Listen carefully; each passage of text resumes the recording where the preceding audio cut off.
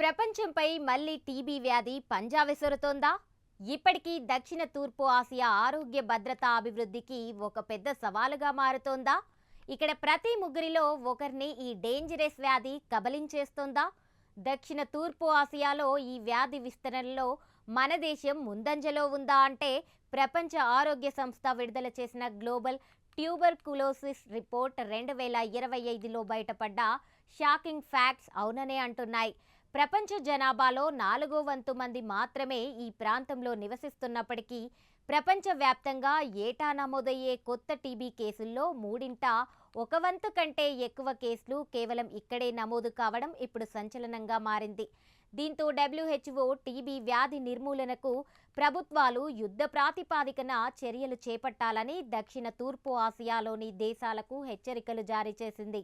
ఈ క్రమంలో టీబీ వ్యాధికి సంబంధించిన WHO రిపోర్ట్లోని గణాంకాలు దక్షిణ తూర్పు ఆసియా దేశాల్లో తీవ్ర కలవరాన్ని కలిగిస్తున్నాయి.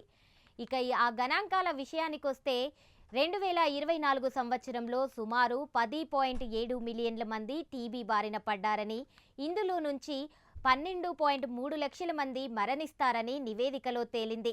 కొత్త కేసుల్లో అత్యధికంగా భారత్లోనే నమోదవుతున్నాయని రిపోర్ట్లో బయటపడింది. దాదాపు 2.71 మిలియన్లు భారత్లో ఉండగా ఆ తర్వాత బంగ్లాదేశ్, మయన్మార్, థాయిలాండ్, నేపాల్లో ఉన్నాయని సర్వేలో చెబుతున్నారు. ఈ ప్రాంతంలోని టీబీ ఇన్సిడెన్స్ రేటు వచ్చేసి ప్రతి లక్ష జనాభాకు కొత్త కేసులు 201గా ఉన్నాయి. ఇది ప్రపంచ సగటు 131 కంటే చాలా ఎక్కువ ఉంటుందని అంచనా. దేశం ఇన్సిడెన్స్ రేటు ప్రతి లక్ష జనాభాకు మయన్మార్, తిమోర్ లెస్టే 480 నుంచి 500 కేసులు, బంగ్లాదేశ్, భూటాన్, భారత్, నేపాల్, థాయిలాండ్ 146 నుంచి 269 కేసులు, శ్రీలంక, మాల్దీవుల్లో తక్కువ కేసులు నమోదవుతున్నాయి. అయితే దక్షిణ తూర్పు ఆసియా ప్రాంతంలో టీబీ వ్యాధి నిర్మూలనకు అడ్డంకులతో పాటు చాలా సవాళ్లున్నాయి. 2025లో దాదాపు 1.5 లక్షల కొత్త డ్రగ్ రెసిస్టెంట్ కేసులు నమోదయ్యే అవకాశం ఉంది. ఈ రకమైన టీబీకి ప్రామాణిక యాంటీబయోటిక్స్ పనిచేయవు. దీనికి చికిత్స క్లిష్టంగా ఉంటుంది, ఎక్కువ సమయం పడుతోంది, ఖరీదైనది కూడా. అయితే పేదరికం, బలహీనమైన ప్రాథమిక ఆరోగ్య సంరక్షణ, మౌలిక సదుపాయాలు టీబీ నివారణ, చికిత్స సేవలను పేదలకు దూరం చేస్తున్నాయి. హెచ్ఐవి సోకిన వ్యక్తుల్లో టీబీ వచ్చే ప్రమాదం ఎక్కువ ఉంది. వ్యాధి సోకిన వారిలో అందరినీ గుర్తించలేకపోవడం అయినప్పటికీ బంగ్లాదేశ్, భారత్, థాయిలాండ్లలో కేస్ డిటెక్షన్ మెరుగైందని నివేదిక పేర్కొంది. ఇక టీబీ అనేది మైకోబాక్టీరియం ట్యూబర్కులోసిస్ అనే బ్యాక్టీరియా వల్ల కలిగే ఒక అంటువ్యాధి.